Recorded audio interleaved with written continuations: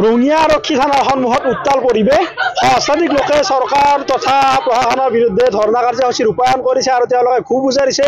কিয়নো যোৱা বুধবাৰে ধৰ্মেন্দ্ৰ নাথ নামৰ এগৰাকী যুৱকে সহযোগীৰ সৈতে তেওঁ বনভোজ চাবলৈ গৈছিলে আৰু এই বনভোজস্থলীত এখন বিজেপি নেতাৰ বাহনত খুন্দা লাগিছিলে আৰু তাৰ পিছতে তেওঁক উপৰ্যুপৰি প্ৰহাৰ কৰি তেওঁক পুখুৰীত দলিয়াই গুৰুতৰ অভিযোগ উত্থাপন হৈছে। তাৰ পিছৰে পৰা সন্ধানহীন হৈ আছে ধৰ্মেন্দ্ৰ নাথ। আমি জানিবলৈ বিচাৰিম বাইদেউ কি হৈছিল ঘটনাটো যোৱা 4 দিন হ'ল ধৰ্মেন্দ্ৰ নাথ মানে হেৰাই আছে। বনভোজ খাবলৈ গৈছিল, তাৰ সন্ধানহীন হৈ আছে। তেখেতক আজি 4 দিন হ'ল পুলিচ প্ৰশাসনে একো বিচাৰ কৰি দিবই পৰা নাই। এতিয়ালৈকে কোনো সংহতই নাই, মানে বিচাৰি দিব পৰা নাই পুলিচ প্ৰশাসন। আৰু মানে হিমাংশু কাকতি তেখেতে মাৰধৰ কৰিছে আৰু তেখেতে মাৰি কেনে মানে নিখোজ কৰি থৈছে। তেখেতৰ ঘৰত সুৰক্ষা দি আছে, মানে পুলিচ প্ৰশাসন চব তেখেতৰ সন্মুখৰ গেটত মানে ৰৈ আছে। আমি আহোঁতে দেখিছোঁ।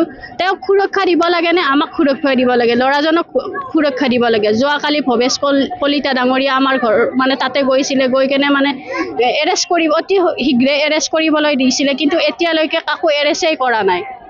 আশ্বাস দিয়া আছিল ৰঙিয়া সমষ্টিৰ বিধায়ক তথা ৰাজ্যিক বিজেপিৰ সভাপতি ভৱেশ কলিতাই আশ্বাস দিছিল যে অপৰাধী কোনোপধ্যে সাৰি যাব নোৱাৰিব, তেওঁলোকক আটক কৰা হ'ব। কিন্তু যিগৰাকী অভিযুক্ত আছে এই অভিযুক্তক আচলতে গ্ৰেপ্তাৰ কৰিবতে সুৰক্ষা দিয়াৰ সেই গুৰুতৰ অভিযোগ উত্থাপন কৰিছে প্ৰতিবাদ কৰিবলৈ অহা লোকসকলে। আন এগৰাকী আত্মীয় আছে, তেওঁৰ পৰা জানিবলৈ বিচাৰিম বাইদেউ।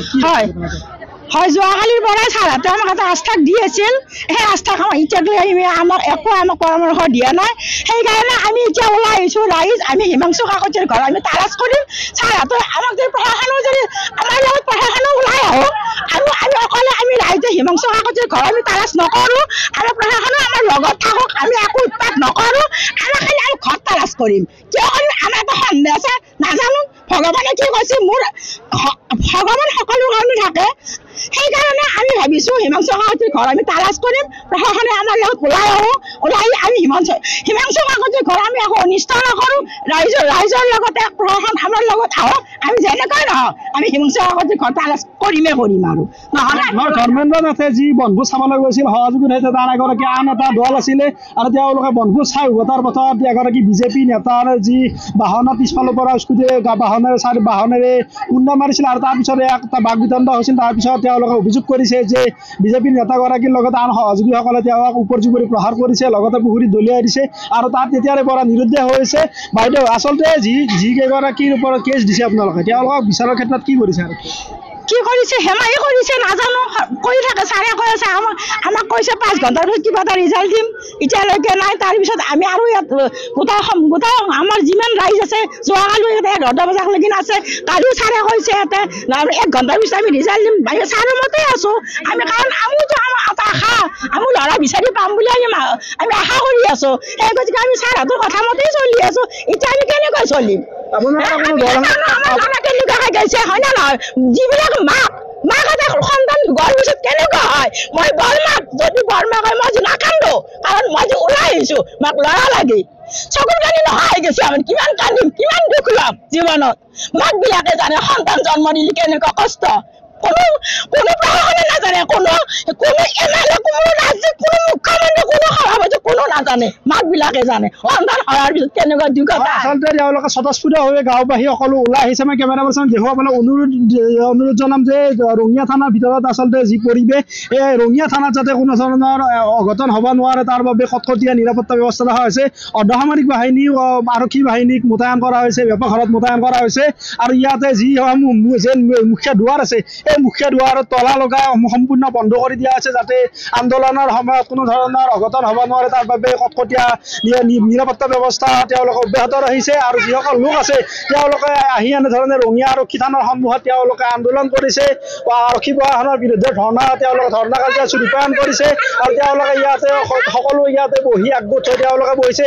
আৰু এটা কথা ক'ব লাগিব যে আজিয়ে এই আন্দোলন নহয়, এই আন্দোলন আজি 3 দিন ধৰি এনেধৰণে অব্যাহত আছে আৰু তেওঁলোকৰ এটাই দাবী, যিগৰাকী ধৰ্মেন্দ্ৰ নাথ আছে, ধৰ্মেন্দ্ৰ নাথক যিকোনো প্ৰকাৰে উদ্ধাৰ কৰক আৰক্ষীয়ে, আৰু যিকেইগৰাকীক দোষী সাব্যস্ত কৰিছে তেওঁলোকে অভিযুক্ত এজাহাত দাখিল কৰিছে তেওঁলোকৰ ওপৰত ব্যৱস্থা গ্ৰহণ কৰক, আৰু যিকেইজন ইয়াতে বনভোজ চাবলৈ গৈছিল তেওঁলোকক 12জন তেওঁলোকৰ সহযোগী আছে তেওঁলোকক যদি এজনকো ধৰিলে হয় তেতিয়াহ'লে সম্পূৰ্ণ তেওঁলোকক তথ্য লাভ কৰিলে হয় বুলি তেওঁলোকে মন্তব্য কৰিছে। আৰু আন কিছুসংখ্যক মহিলা আছে। বাইদেউ আপোনালোকে ক'ৰ পৰা ওলাই আহিছে?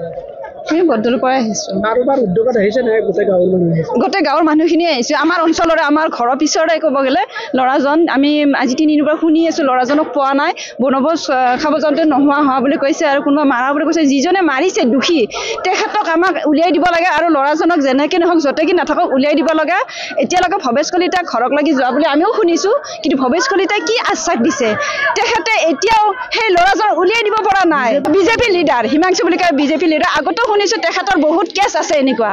গতিকে তেখেতক যদি ধৰি দিব পাৰে, তেখেতক যদি পাব্লিকৰ হাতত ধৰি দিব পাৰে তেতিয়া নিশ্চয় যিজন ল'ৰা নোহোৱা হৈছে তেখেতৰ অলপমান শান্তি পাব, আৰু যিজন ল'ৰাক ক'ত থৈছে সেইটো আমাক সূত্ৰ উলিয়াই দিব লাগে। আন এক বিস্ফোৰক অভিযোগ কৰিছে যে যিগৰাকী হিমাংশু আছে, হিমাংশু আগতে আচলতে বিজেপিৰ নেতা হোৱাৰ বাবে তেওঁক গ্ৰেপ্তাৰ নকৰা বুলি এক গুৰুতৰ অভিযোগ উত্থাপন কৰিছে। কি হ'ব?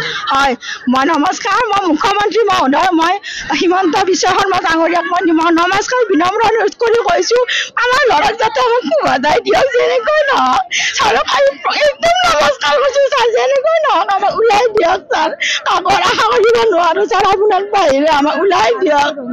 আচলতে সাধাৰণ হাতী হোৱা লোক হয়, তেওঁলোকে এটাই কথা কৈছে যে আমাৰ ল'ৰা আমাক উভতাই দিয়ক, কোনো আন্দোলন নহয়।